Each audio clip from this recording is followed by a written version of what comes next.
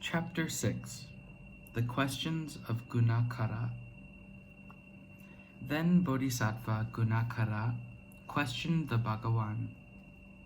Bhagawan, when you say bodhisattvas are wise with respect to the character of phenomena, bodhisattvas are wise with respect to the character of phenomena. Bhagawan, just how are bodhisattvas wise with respect to the character of phenomena? For what reason does the Tathagata designate a bodhisattva as being wise with respect to the character of phenomena? The Bhagawan replied to the bodhisattva Gunākara, Gunākara, you are involved in asking this in order to benefit many beings, to bring happiness to many beings, out of a sympathy for the world, and for the sake of the welfare, benefit, and happiness of many beings, including gods and humans. Your intention in questioning the Tathagata about this subject is good. It is good. Therefore, Gunākara, listen well, and I will describe for you how bodhisattvas are wise with respect to the character of phenomena. Gunākara, there are three characteristics of phenomena. What are these three? They are the imputational character, the other dependent character, and the thoroughly established character. Gunākara, what is the imputational character of phenomena? It is that which is imputed as a name or symbol in terms of the own being or attributes of phenomena, in order to subsequently designate any convention whatsoever. Gunākara, what is the other dependent character of phenomena? It is simply the dependent origination of phenomena. It is like this: because this exists, that arises. Because this is produced, that is produced. It ranges from, due to the condition of ignorance, compositional factors arise, up to, in this way, the whole great assemblage of suffering arises. Gunākara, what is the thoroughly established character of phenomena? It is the suchness of phenomena. Through diligence and through proper mental application, bodhisattvas establish realization and cultivate realization of the thoroughly established character. Thus, it is what establishes all the stages up to unsurpassed, complete, perfect enlightenment. Gunākara, for example, the imputational character should be viewed as being like the defects of clouded vision in the eyes of a person with clouded vision. Gunākara, for example, the other dependent character should be viewed as being like the appearance of the manifestations of clouded vision in that very person.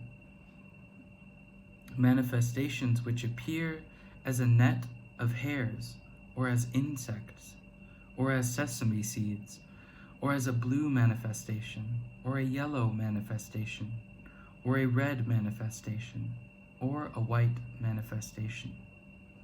Gunākara, for example, the thoroughly established character should be viewed as being like the unerring objective reference, the natural objective reference of the eyes, when that person's eyes have become pure and free from the defects of clouded vision. Gunākara, for example, when a very clear crystal comes into contact with the color blue, it then appears as a precious gem, such as a sapphire or a mahanila. Further, by mistaking it for a precious gem, such as a sapphire or a mahanila, sentient beings are deluded.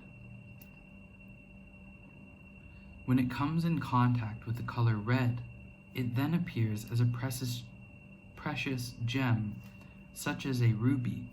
By mistaking it for a precious gem, such as a ruby, sentient beings are deluded. when it comes in contact with the color green, then it appears as a precious gem, such as an emerald, and further, by mistaking it for a precious gem, such as an emerald, sentient beings are deluded. When it comes into contact with the color gold, it then appears as gold, and further, by mistaking it for gold, sentient beings are deluded.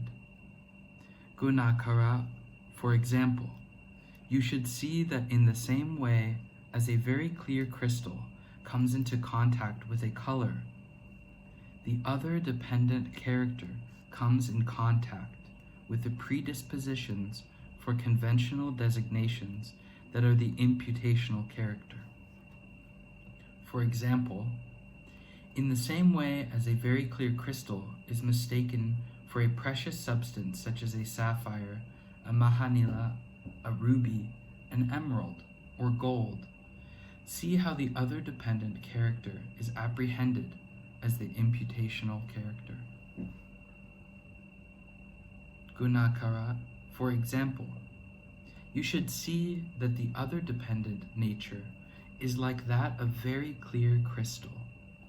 For example, a clear crystal is not thoroughly established in permanent time or in everlasting time as having the character of a precious substance like a sapphire, a mahanila, a ruby, an emerald, or gold, and is without the natures of such things.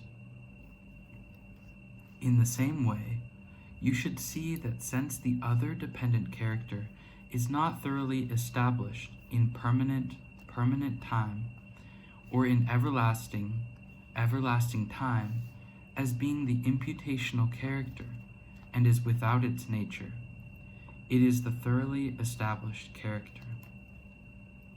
Gunākara, in dependence upon names that are connected with signs, the imputational character is known. In dependence upon strongly adhering to the other dependent character as being the imputational character, the other dependent character is known.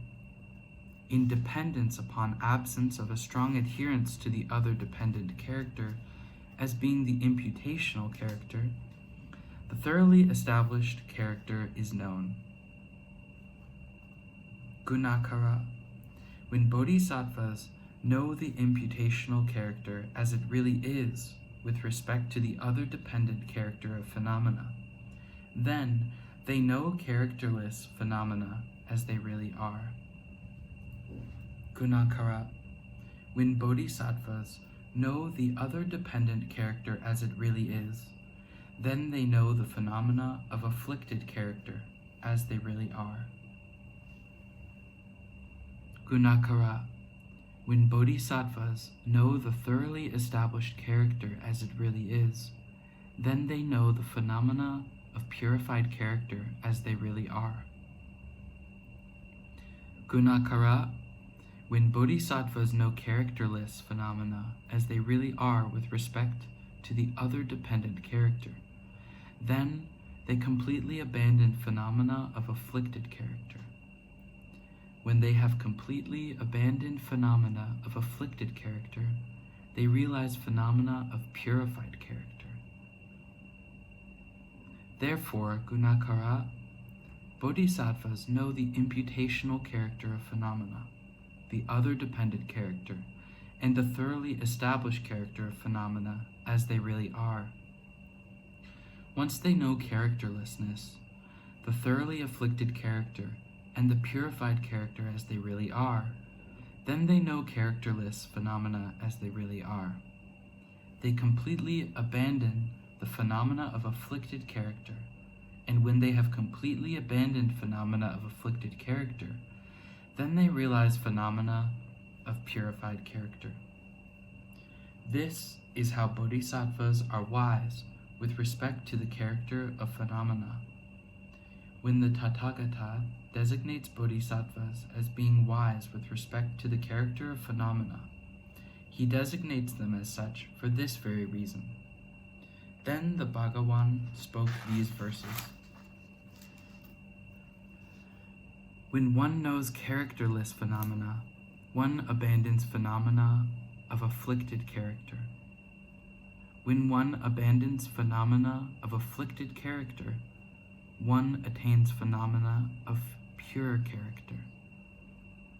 Heedless beings, overcome by faults and lazy, do not consider the faults of compounded phenomena. Weak regarding stable and fluctuating phenomena, they are objects of compassion. This completes the 6th chapter of Gunākara.